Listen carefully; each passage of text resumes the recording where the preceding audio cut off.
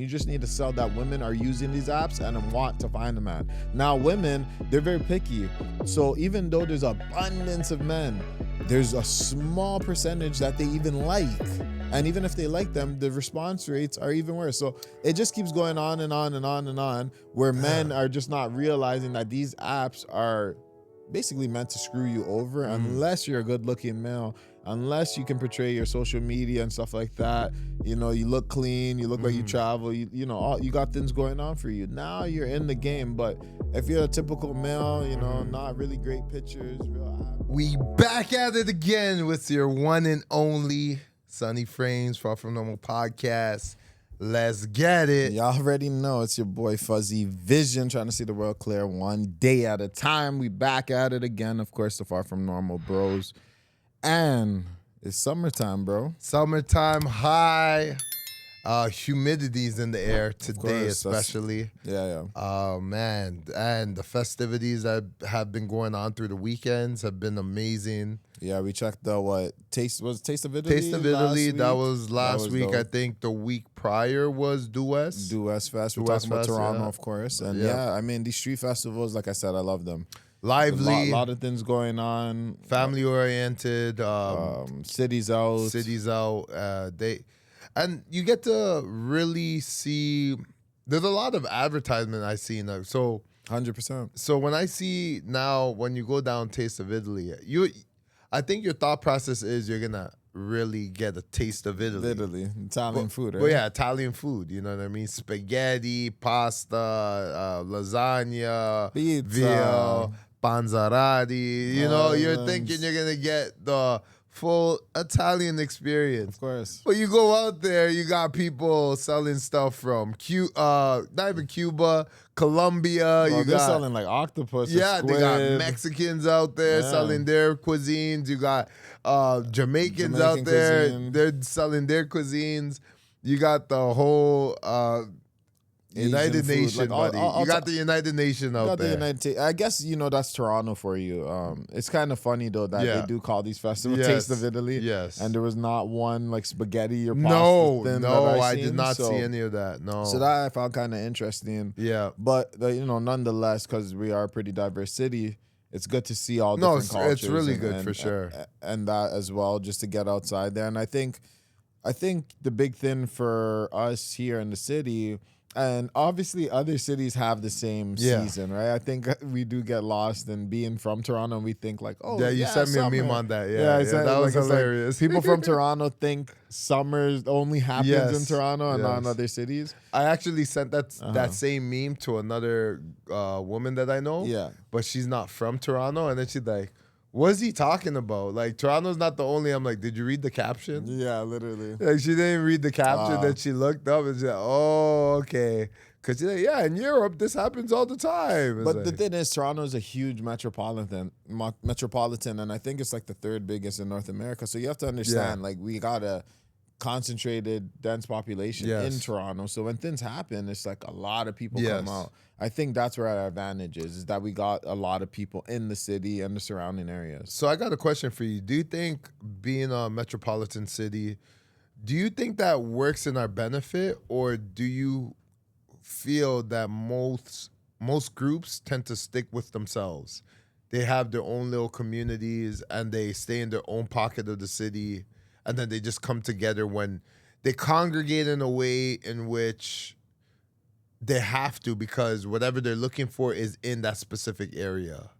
Yes, 100%. Like, this comes down to the festivals. Probably like half the people you see, you won't see again. Like, they're probably in the outskirts of the city. I mean, the GTA, Greater Toronto area, is pretty big. So you got people in different areas coming in, and I think Toronto is very cliquey. It's very much, you know, groups of people, groups coming pockets, in. For sure. Pockets, you know, it can be from 5 to 10 people going to these, you know, events. Yeah. You go as a group and you stick together. I don't think this city's such a mingle, get together, meet new people city, if you get what I mean. I don't think the people are that friendly in Toronto, although Canadians get the friendly reputation.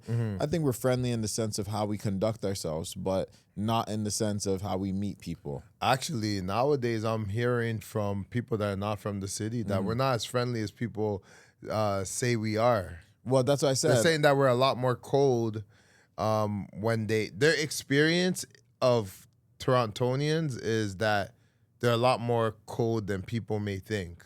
Okay. They're saying that when they were back home, you would know your neighbor. Nowadays, you don't even know the person that's living next to you. You're not saying good morning or, good evening and stuff of that sort. You just kind of do your own thing and they do their own thing. And if you leave your house and they see you on the streets, it's like they don't even know you. 100%. There's definitely a cultural divide with that. So I think what happens is when you're in a more diverse city, people think because your city is diverse that everyone gets along. Yes. But I do think that certain ethnic groups stick to each other. Yes. And when it comes to having neighbors and stuff like that, typically they're not going to be from the same country as you, right? Or same origin, same race, same ethnicity. And a lot of the time that I've noticed with being in the city is that sometimes those scenarios are what causes separation. Sometimes you are dealing with someone that's your neighbor that's from a different country, has a different culture that you don't understand or don't want to get to know. And a lot of the times, yes, we promote this diversity in the city, but we talked about it. A lot of the time, there's no education behind it. Yes. So you can say you're diverse in terms of who's here, but who's really educated? Think about Toronto right now. The most immigrants that have been coming here are Indian immigrants, right? Right now, South Asian. South Asian immigrants, particularly from India. Yeah. And how much would you say the average Canadian knows about India? That's a really good question. I would say little to none. Nothing on. Little to none. Most people I know, generally speaking, don't know much about India. Yes. So with that being our biggest other than potentially knowing New Delhi. People don't know. They don't even know that, huh? New Delhi did me think of sandwich. The deli shop.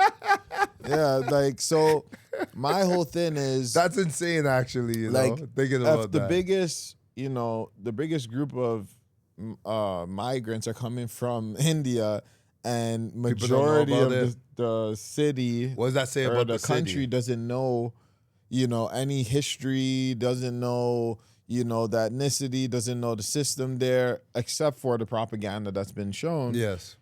How could you claim to be diverse? But that's why I'm always confused, because I always look at the society and they always claim diversity and wear it as a badge of honor. But then when you ask them about other people's culture, they have no idea about what's going on. Even in school, you don't learn about the geography of where these places are located. So let alone understanding cultural differences and, going to these different places and trying different cuisines. That's what I'm saying. Usually when people come together, it's because they congregate in the same place because they're looking for something. So it's if everyone goes to the downtown core, it's we have to go to the downtown core because Eden Center's there. Yeah. So, all the biggest things, Rogers Center, Scotiabank Arena. Yeah, so this is by default. By default, we're congregating and everyone from different spaces are coming together. But it's not we're diverse. We all understand each other's cultures, or we know a bit about it, or we know where it is geographically speaking, or what you speak or whatnot. But it's they tend to hold that badge of honor, but I don't know what kind of badge they're holding. But I guess what's being considered as being diverse is just a showcase of cultures. That's what I'm gathering from it, not the understanding of cultures, just a showcase of cultures. As you know, we got stuff like Caravana coming up. We have stuff like Afrofest coming up. There's all these events. What else? Salsa in St. Clair, which is towards the Hispanic community. Jerkfest. Yes, that's the Caribbean community. Yeah. But they have a lot of other stuff. Taste of Danforth. Taste of Danforth, which is the Greek community. So there's all these things going on, and it gives you introduction to cultures because, of course, when you see Caravana, you see the outfits and the different stuff. When you have Afrofest, you see the African Afrobeat artists. They come out, and everyone shows love. And I obviously appreciate those things, and I think you definitely need some diversity amongst the ranks of your city to make those things happen. So I guess that's where that goes. But I did want to jump off of this because they also had a big show going on in the city. That happened about a week ago. Yeah. Obviously, as Kendrick came out to Toronto to bury Drake. He wanted to put him in the coffin once and for all. And he got 2 sold-out shows. Not Like Us was bumping. You know, everyone was singing the record, and I just wanted to talk about being from this city and whether you even have a Toronto kind of pride. Do you have a pride from being from Toronto? That's a good question. I think Toronto is a great city. And I think when you leave the city and people ask you where you're from, you do have a pride when speaking about Toronto because it's well known. Yeah. You know, so Well, you're well traveled, so tell me how that. that's what I'm saying. So when you're from Toronto, I think and when what you're that in means to Toronto, you. that's what I'm saying. When you're in Toronto, I don't think you're so prideful about you're from Toronto. But I think to a certain extent you are if you hear people coming from Hamilton or some different places. You know what I mean? So Shout out Hamilton. you know, Burlington or Milton Shout out or B-Town, Brampton. You know, Shout Brampton. out When to you hear all these Whitby. different Whitby, I mean, we smash all these different places. Yes. So there is a level of pride when you're a Torontonian for sure. In that sense, are we waving it? Are we waving our flag out there saying, "Yeah, we're from Toronto"? I mean, if they mention where they're from, we'll probably say, "Yeah, we're from Toronto." So I think there is a level of pride, even when you go out to the general public to different countries, and people ask you where you're from, and you say you're from Canada, you're gonna mention Toronto because it's a hot spot. Exactly. But when you mentioned Toronto, is it like when you've traveled, is it synonymous with Drake? Do Yes. people ask you, Yes. oh, yeah, I'm from. Yeah, So that's why I laugh at this situation with the Kendrick's scenario going on because you're from Toronto, I'm from Toronto, born and raised here, and you know and I know, before Drake, Toronto pride was not as big as Not it is as now. big, no, We all definitely know not. this. Anyone from the city can tell you that. So my thing is when it comes to obviously any feuds and stuff like that, that's like marketing how I see it. Like this is yes. marketing, this is entertainment and stuff like that. But I do like to reflect on like some, you know, a guy like Drake because he's obviously a big star and paved the path and just with you know everything going on and a guy shitting on the city kind of thing and obviously Drake is the catalyst to this. I just kind of look at it of in the sense of how do people view themselves when they're from Toronto? Because I know a lot of the pride comes from us being known now, Yes. right?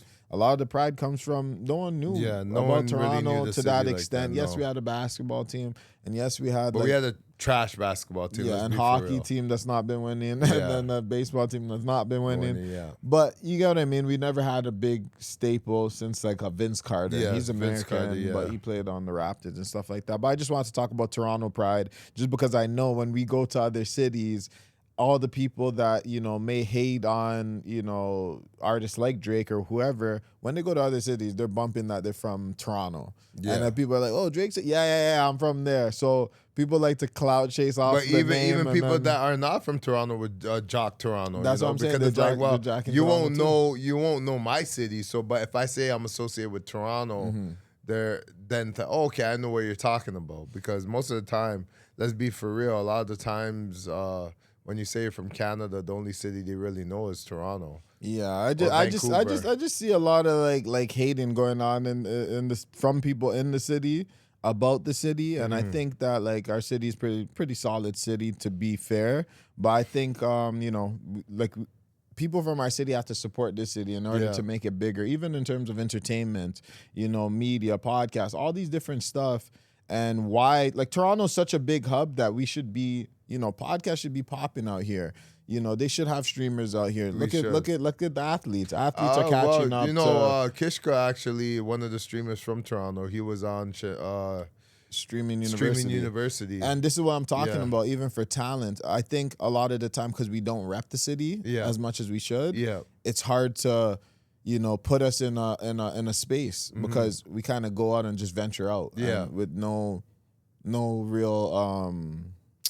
real pride in where you're from and stuff like that. But if you notice, like guys from New York, what are they prideful about? Being from New York. Yeah. And you feel that spirit of it, right? So I just think that people from this city, if you're from the city, you have to be prideful about it, push it, because I think it starts from here to expand, in my Yes. opinion. So I just think that people have to really think about, you know, not trying to necessarily run away from Toronto, but Yeah. like embrace it. That's how I feel.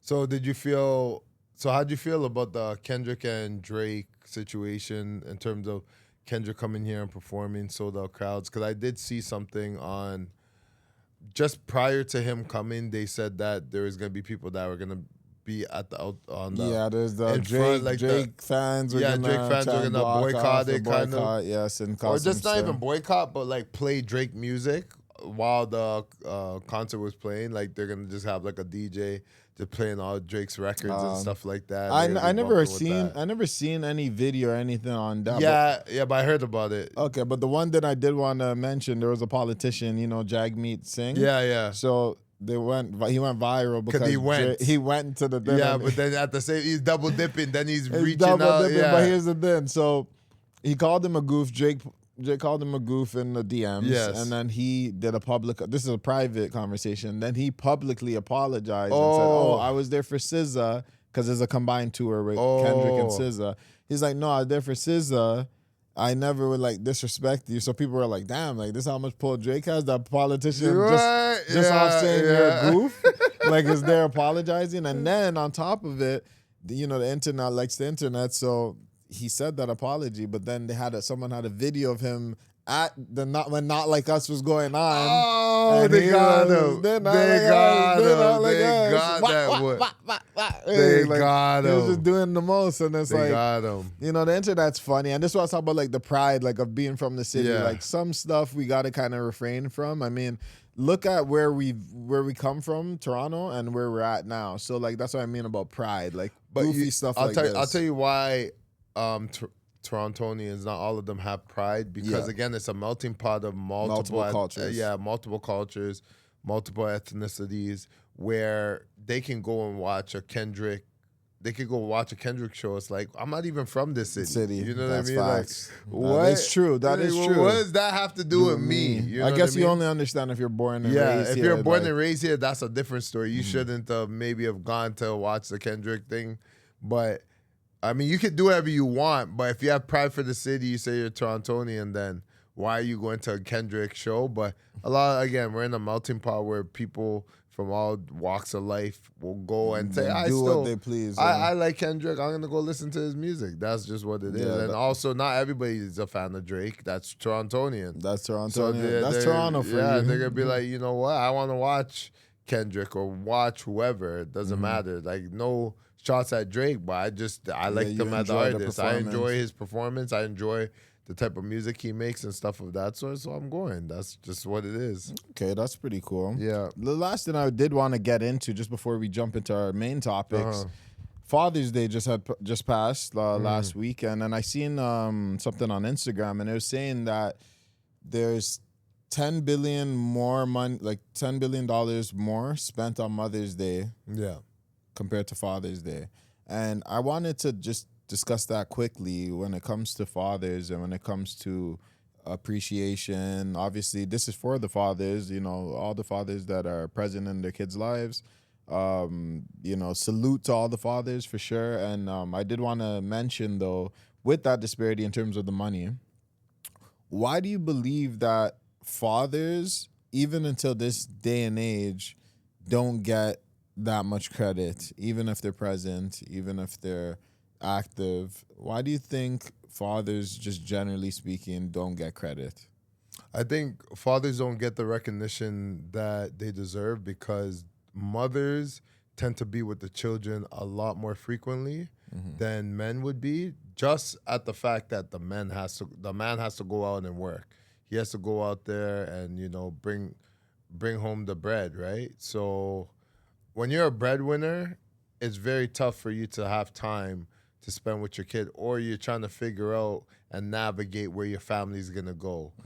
So you're working on projects, you're looking at things, what schools you're gonna put them in and enroll them in, and like how much that would cost. You're worried about different things than what a mother would worry about. And I think a mother is more worried about the child's like just the nurturing of a child, while the fathers worry about the more external things that are going on in the society, which limits him to have so much time with his kid. But why is that the difference in terms of appreciation? Because they don't see their father as much.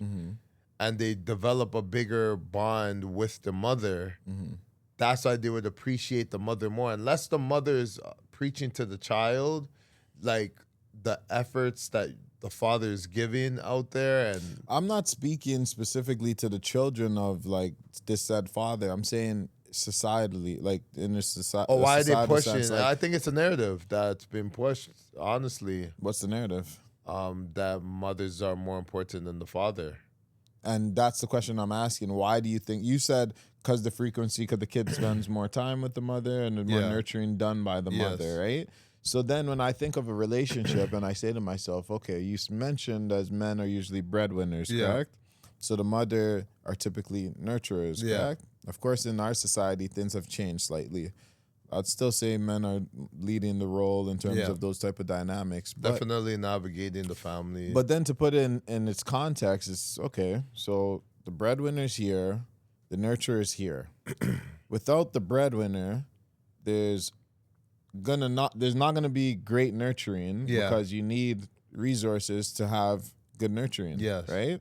This person needs to be taken care of to then take care of the child. If that person not taken care of, then it's hard to take care of the child. So in my opinion, of course, the woman typically is nurturing the child, and the father's typically expensing or paying the expenses of the child and the future of the child, investing in the child. So in my opinion, the responsibilities are equal if both people are present in the family, regardless of time spent. Someone has to work, right? Yeah. So either way you look at it, even if the father is the nurturer and the woman's the breadwinner, the Father's Day, Mother's Day recognition doesn't really change in the minds of the society, right? When you say Mother's Day, you don't care what the mother has done or is doing. It's just if you are a mother, same as a father, if you are a father. But the thing is, fathers, I say, like, the funny thing about fathers, when you get them a gift, it's always a gift to go do something. Like, they give you like a barbecue set, but now you have to grill on the barbecue for people. Like, it's usually never a gift that you just enjoy for yourself. It's usually, oh, we got you this so you can build this, like, to do something. You know what I mean? Where really? Because I thought they would get like socks and underwears and stuff of that sort.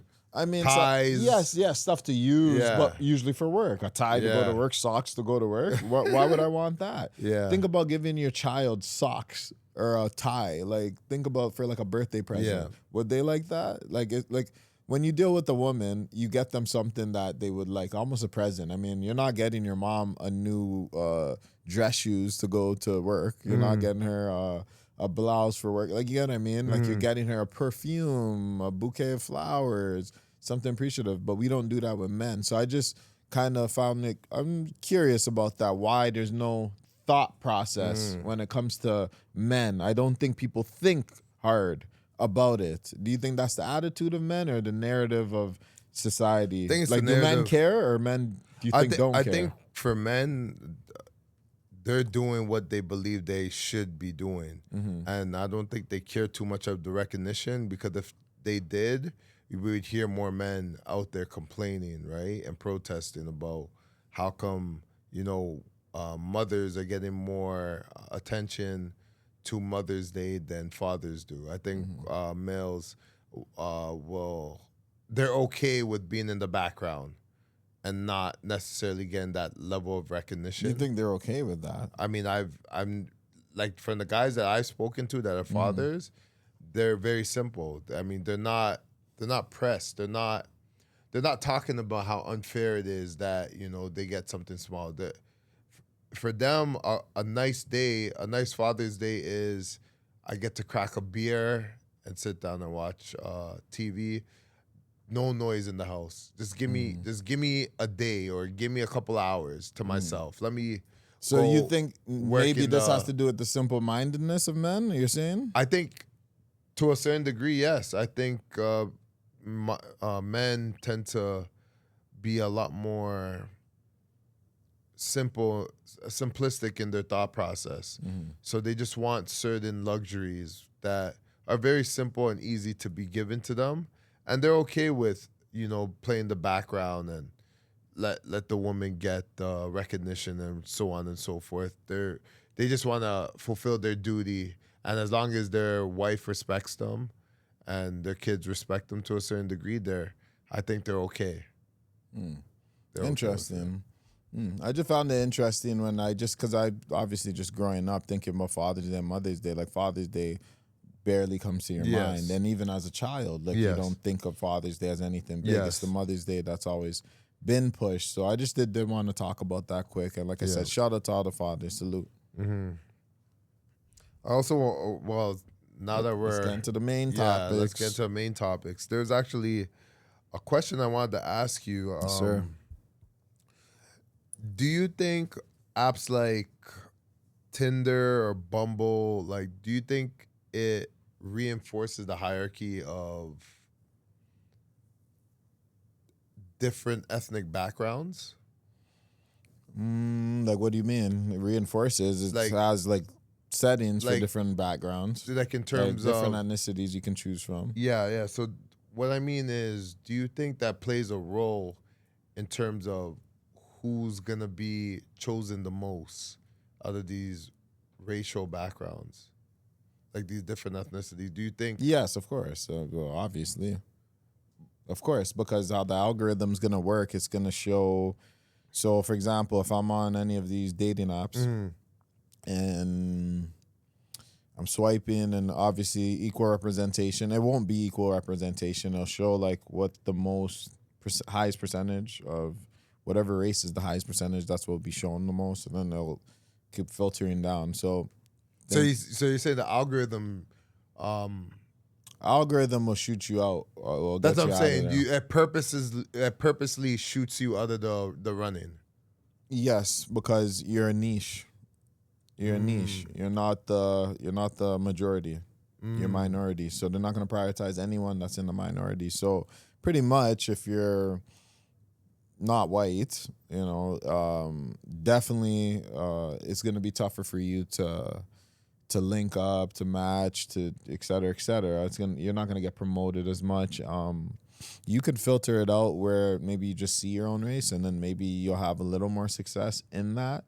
But in those spaces, I think it promotes, in a sense, you can argue that it promotes maybe interracial dating. You can argue that because you have the option to filter out what you want as well. So you can have interracial dating, or you can have in turn people that are biased to certain races, and just like you can have both sides where you have elimination of a certain group of people, and then you can have it where like integration of certain people if you want to. So I think in that sense, I don't know if there's advantage or disadvantage. I think the number game doesn't work in your advantage if you're a minority. The numbers games is less numbers from you to choose from, probably prompting you to check for other cultures because your pool is small. So if you go through your pool of your ethnicity, you're going to say to yourself, okay, there's not so many great looking here because the percentages are smaller just in terms of population, in terms of who's on the app and what you like. So then you say to yourself, well, maybe instead of just focusing on Black women, maybe I put Asian in there. Maybe I put, white women in there. Maybe I put Hispanic women in there, Indian. So then you get more variety. And that would lead to, like I said, more interracial dating more than anything. That's very interesting.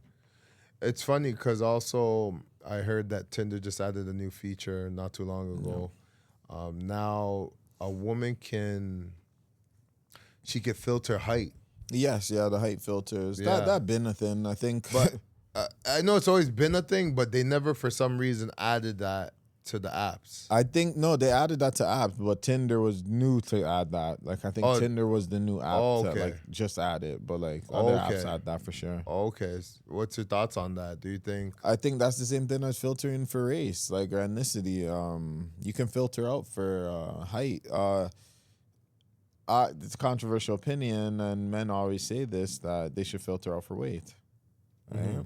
If you're gonna filter out for height and say you only want to date 6'3" guys and basically not give a shot to anyone under that height, then the arguments that men should filter out weight because I'm not paying for an app to get overweight women. Why would I pay for an app to get women that I feel are not at my level? That's true. If you can choose between the guys that are not your level, you see what I'm saying? Like in terms of height, because height's a big factor in terms of attraction. And if you say that you have to be this height, you eliminate so many people, right? And rightfully so. You have preference, correct? I'm all about preference. Well, then make equal preference for the male. If you're gonna do something like height that you know is gonna cut a lot of men out of that equation, then do the same thing for weight. And if you don't want to do the same thing for weight, then eliminate the height then, because you can just be like, oh, you can just filter out those women when you're swiping. Just swipe X. Exactly. Same thing a woman can do. She can go and see guys of all heights and let her choose if she wants to deal with it or not. But if you filter out, then there's no chance. And the shallowness of that, it just gets deeper and deeper. And that's what I'm saying. If you put it on the guy side, let me tell you, a lot of these girls on these apps wouldn't get matched. But you know, the funny thing is, it doesn't make sense. I'm just trying to understand these companies that create these apps. Who are they catering towards? Because catering to you staying on the app. No, but men are usually the ones that are on the app. So for them to add more of a disadvantage to the men, how does that help? I'm just trying to understand, how does that help more men to get on the app? How does that work? Hope strategy. It works like a charm. Tell me about that. I've been hoping faith, right?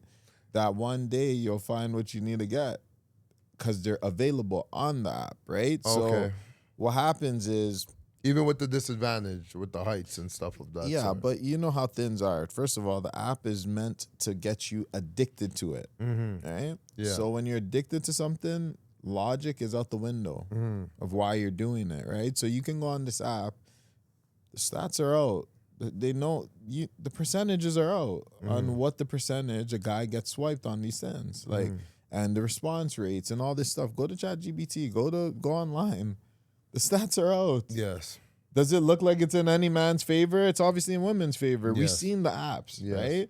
So they're catering towards women to use the app, because without the women, the men aren't, like, where are the men are going to be? They're not going to be anywhere. So you have to cater more so towards the women than the men, because you need women on the app. You don't care for the men that are on the app, because even if you had a small percentage of men, they're still going to be paying and they're still going to be pushing it. And men will come where women are. That's an easy sell.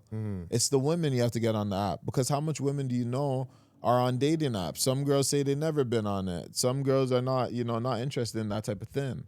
So how can they get women to go invest in the app? Good looking or otherwise.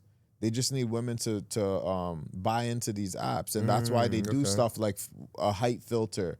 So it's like, we're going to give you guys incentives to be on this app, because we don't want to just, because let's face the facts. Like, I think, what's the swiping rate for women is like, they swipe right every like 16 guys or something. That's like that. Insane. And a guy's like 1 in 3 or something. Like, it's insane. That's numbers. Insane.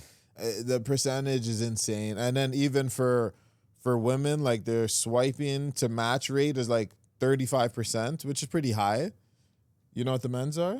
So swiping to match, swiping, and then you match that person. Yeah. For women, it's 35%. That's not bad at all. That's not a bad percent. So to say, like, 4 out of 10. I can't even hear the numbers for the men. Like, say 4 out of 10. What's the men's numbers? Men's number is swiped, buddy, out of 100, 3. Oh, like, it's I didn't know it was that bad. 3%. Like, it's like, it's so terrible. Like, that's what I'm trying to say. So there's no logic on the men's side. Men aren't thinking logically when they're on these apps. Wow. That's why I said they don't need to sell hard to men. They don't need to sell hard to men. You just need to sell that women are using these apps and want to find a man. Now, women, they're very picky. So even though there's abundance of men, there's a small percentage that they even like. And even if they like them, the response rates are even worse. So it just keeps going on and on and on and on, where men are just not realizing that these apps are basically meant to screw you over unless you're a good-looking male, unless you can portray your social media and stuff like that. You know, you look clean. You look like you travel. You know, you got things going on for you. Now you're in the game. But if you're a typical male, you know, not really great pictures, real average and stuff of that nature, dude, the numbers are atrocious. And for me, I would say to myself, if I was in that position, get off the app, like, because your better bet would be outside. But like I said, they're not selling towards men in these scenarios. They're selling towards women. Interesting.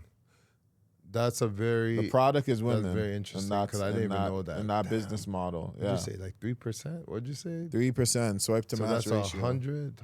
Oh my God, that is terrible. Swipe to match ratio. You didn't even talk about getting a number off of that. You didn't even talk about response rates. You didn't even talk about any other rates. I also wanted to ask you about, in terms of groups of ethnicities, do you think there's some that are more fetishized more than others? 100%. Asian women fall in that. Okay. It depends which group you're talking about. You know, for every different culture, you know, ethnicity plays its role, right? Like, you know, they have the numbers, again, on certain races, like when it comes to black women, when it comes to Asian women. I think Asian women are the highest on that, like in terms of the best, I guess they're like highest like matching rate. I guess. Really? Okay. Like Asian women. Okay. Overall, like between all men, like that's what's gravitated towards the most, Asian women. And then when it comes to like men, I think it'd be white male. Okay. You know, Asian woman, white man. And then, you know, then it varies. And they had like charts on these type of things, and they show, you know, which ethnic groups are doing good, which ethnic groups are doing bad. I know for, you know, black men and women were at the bottom end of these kind of statistics.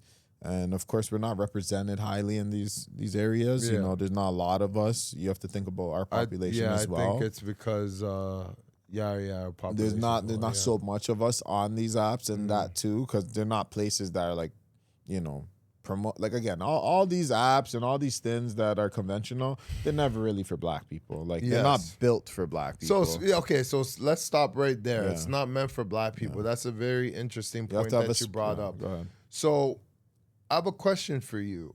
When it comes to black women, where do you think would be the best place for them to find a mate? Find somebody, black women in this city. Because I think that's a question that a lot of black women want to know. They don't know where they can find somebody that's suitable for them. I guess, one, it depends on this said black woman, what environment she's from.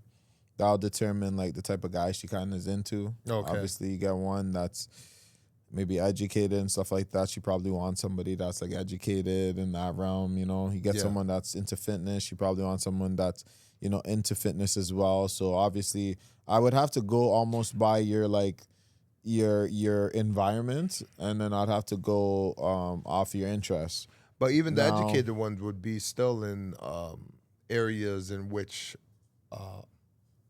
I think they would be interested in athletic build type of black male prototype. I don't even think that's like what every black woman wants. I don't think they all want that, but I think that they're around that. I think that's ideal. Like that's like me wanting a girl a model chick, right? Like it's ideal. Like I'd love a girl to have a model body. You know, that's ideal. So I think what happens is, you know, in our culture, like it's good or bad, but you know, there's a lot of guys, like especially black men that I know in spaces that I know, they're in great shape. You know, they're above average when it comes to physique, and a lot of the times you ask yourself the question, it's like, does physique mean you should have more options, or you have to be more pickier, or like you have to pick a certain girl now that you're in a good physique and stuff like that? And I guess vice versa goes with the woman. Like if a woman has a good body, does she have to go for the guy with like a good body? And like, you know, like do those things have to match each other, or can they be opposite? So that's the question you have to first ask. Are women willing to date not only the stereotypical black guy, are you willing to date just regular black guy? Like, you know, maybe not in shape, maybe not as tall. That's a good question. Are you willing to open up that space for other black men? Because I mean, white women are the same. Like they like the tall white guy and you know the jock, you know, like they Chad. like the Chad, right? And black community like the Tyrone, right? Yeah. Little thuggish, little you know, tattoos. The Pookie, the Ray Rays, the all that. Tyrones, yeah. Exactly. So we all have our like stereotypical guy. Like every group has a stereotypical guy or woman that they're interested in. But I guess in the sense of for the black community, you have to be in black spaces if you want to date Black, yeah. if you want to date black. Someone black, okay. I mean, you can go to other spaces, but you have to understand the percentages don't favor you. Yes. You're more likely to date outside your race Yes. because of the percentages. And I think the misconception people have is like, oh, like you date out your race, oh, this, that. And I think sometimes what happens is that, especially in a multicultural city where you don't have high concentration or a high concentration of a black community or community no, groups we have that. We have that. you may be a part of, Okay. right? Okay. That you may be a part of, because just because you're black, you don't agree with every black group. You don't Yeah, you're par right. with every black group, right? You're an individual. You do your own thing. If you don't want to join that, you don't need to join that. Yeah. And what I'm trying to say, kind of lost my point. There was You were just talking about because we're a minority, we don't always have opportunities. exactly so we don't have that much opportunity. So if that's the case and you intentionally want to date your own race, you have to be a part of a group that has singles of your race and your age, and that can be any type of group. But Okay. you have to join groups that pique your interest. So obviously, we know of groups Okay. that have these certain things, like you know. Out here, Team Ultra Black. They're not even a running community. They're almost a wellness Black group, wellness black group, wellness, fitness, wellness group, and that's a place if you wanted to meet, you know, women, men in the black community. Definitely potentials. That's a potential place. That's for fitness world. But you know the funny thing is, there's some people that look at that group and say, give me a more brotherly sister vibe. Well, I think the hard part is how do you differentiate romanticism and friendship, right? Like it's hard because That's hard. when you go in these environments, You see them you often. don't want to be known as a playboy. That's another thing with the black community that we're plagued. When you have, you know, your smooth talker, you're talking to all the girls, all of a sudden you're a player. They don't want to deal with you because you're too comfortable, you're too familiar. Yes. Too many girls are coming to you, hugging you, blah, blah, blah, too friendly. So you get shot in the foot if you're a charismatic guy and a good-looking guy, because there's obviously other competition. So sometimes that even kills you, right? The overtly confident man, like you get what I mean? And you know yourself. Yeah. You know how people would perceive you when you go to these Oh, yeah. things. They're like, oh, buddy thinks he's this and he's that. Yeah. They kind of have their preconceived notions. And women surely have their preconceived notions. So, but like I said, you go to groups that are in your interest range. You have to find groups that work for what it is you're trying to accomplish, or like goals or values. And then when you're there, at least that already established certain things you're looking for. And then you have to do the process on yourself. I think when it comes to dating, everyone has to figure that out on their own, black, white, or indifferent. You got to figure out how you're going to make it work in the environment you're in. Because you can be in an environment, but does that mean you're going to date anyone? Does that mean you're going to progress with anyone? You got to be a go-getter. You got to know what you want, and you got to put yourself out there. This is for men mainly, but I think even for black women, they can't behave as other groups of women. You have to What do you mean by that?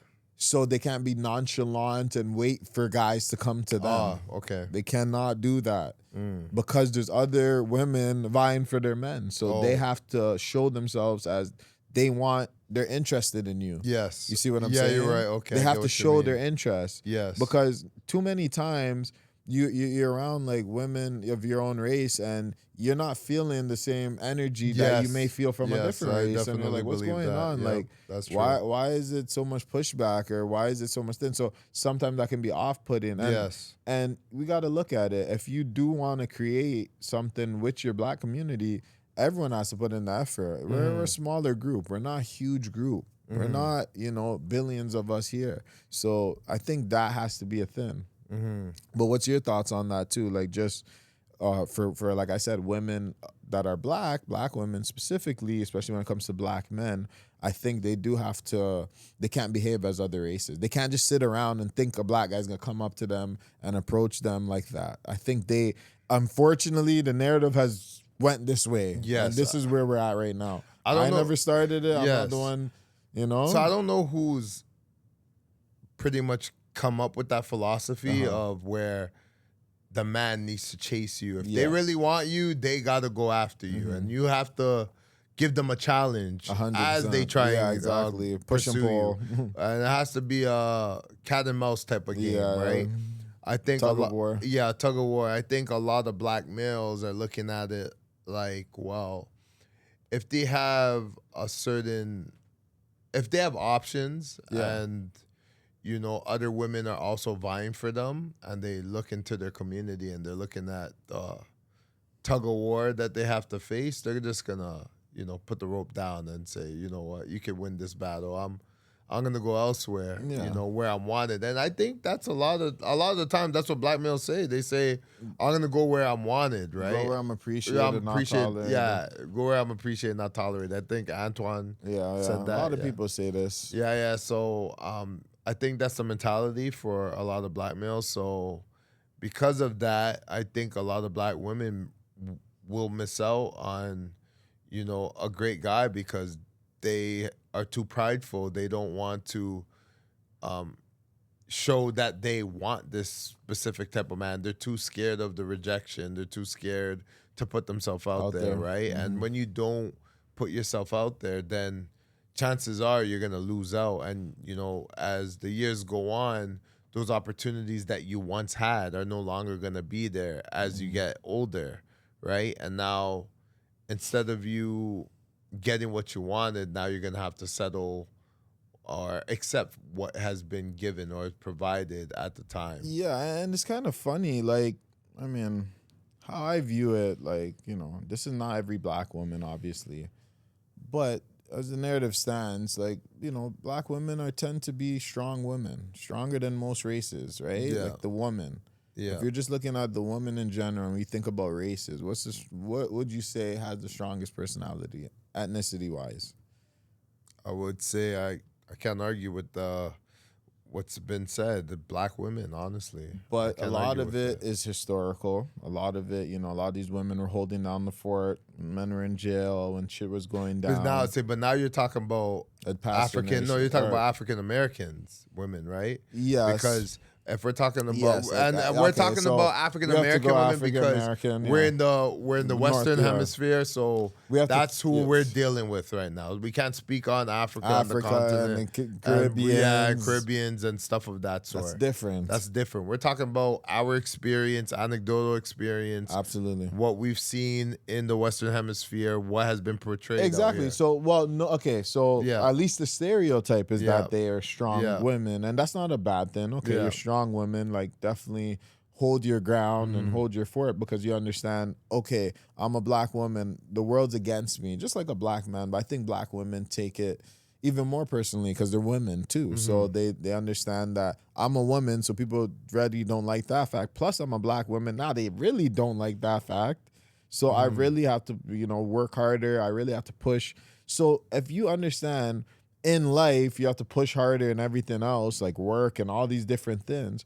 Why don't you think with the dating world, it's not the same? That's a good question. Because these women are known to push hard. Like, black women are known to be, you know. To get what they want. Get what they want. So my thing is, they have to use that strength as an advantage. That energy as an advantage because no one's going to be shocked like if a black woman comes up to them and tries and picks them up or shows their interest, because at the end of the day, you know, people understand that a lot of black women tend to be a little more bold in how they, you know, portray themselves or how they behave sometimes. Not to say all, of course, never all, but this is just what we've known anecdotally and we've been seeing it, right? So it's not going to be seen the same as maybe as a different race that would behave that way. The understanding would be there a little bit more. So That's my beliefs, at least. I'm just gonna say off my own experiences. But there are women that, black women that I've dealt with that don't have that personality, Yes. don't have a strong personality, Yes. have a more soft, more easygoing. And those women too, they're good too. They're just as good. But some of those women express themselves towards who they're interested in. Yes. Right? Especially even if they're not like a strong woman in terms of personality or anything, they still will express what they like, especially with someone in their race. So I do believe that, they do have to like put in more effort and take more initiative to make it be known that they're available and they're looking for you. They unfortunately are gonna have to wear the shoes of the men in some instances in order to rig the game. Yeah. You gotta rig the game a little bit, because the way the game For is, your own advantage, yeah. Because the way the game is, it's like I said, these apps, right? There's a pool of people. Yes. You're but a small little percentage there. Yes. So if he's seeing everything and there's only a couple of you, well, if you guys don't even spark his interest, Well, you have to grab his focus. Well, that's what that's you I need said. to do. Online, you're shit out of luck. Yeah. Let's just keep it real. You got to do it in person. Yeah. This is in person, because online Hand the to numbers hand. don't work for you. Hand-to-hand combat. Yeah, the numbers don't work for Yeah. you. The numbers will never work for Yeah. you. So again, this has to be in person, like you said, hand to hand, mano a mano. So Yeah. I think that's my thing when it comes to. I think you have to. Women are gonna have to be. The black women are going to have to be more aggressive when it comes to putting themselves out there and showing interest in the men and making the men know that they're interested, that they are interested. And when we say aggressive, more of an aggressive approach, that doesn't mean in a masculine Way, sense. no. Right? Just So means- some people may misinterpret that. What we're saying is you can still be feminine while you're making your approach, but make it known so the guy doesn't play this guessing game. Is she into me, not into me? You have to give have to hints. roll the dice You a got little to bit. give hints. They It's got to just- roll the dice a You bit. got to roll the dice. You got to take a chance. I mean, time is running out, so if you want certain things or certain timelines you may have to roll the dice and see what's going on. And Unfortunately, you can't. Like I said, you cannot behave as other races, can't. and it's the same thing You goes can't. for black Black men. guys know Black that. guys can't behave as Yeah, other races. yeah. I hear some of my friends are from different cultures and how they do things, how they operate with women. Like a black guy can't do that. Yeah. Like, they can't operate the same way. Yeah. Because the consequences are different. Yes. So I think it's the same thing for a woman. Like we both on both sides have to like change up our tactics and etc. But like I said, there's no incentive for black women to date more black men unless Yeah. the black men and black women are in these communities that want that. But there's no incentive. Yes. Like when you're growing up in North America, like no one's saying like you have to date your own race. Like you can Yeah. date whatever you want. So Yeah. with that being Very said, liberal. and the diversity thing we were talking Yes. about, There's no real parameters. There's no parameter. Yeah. When we went to school, high school, elementary, how much black people was there? How much black Very women were limited. there? Very limited. I had two. Elementary When I was school. in grade 8, I had 2. Yeah, too. So what's the chance of you then now gravitating towards black women? Yeah, I know. It's tougher. Percentages are lower. This Yeah. is why I say black women do have to put in a little more effort to make it be known that Yes. we see you. We see you. We see you, brother. There we go. Well, we see you, sister. We see you, sister. And I think that's all we got for today sir. on this podcast. This is Far From Normal. And we are out. Deuces. Peace.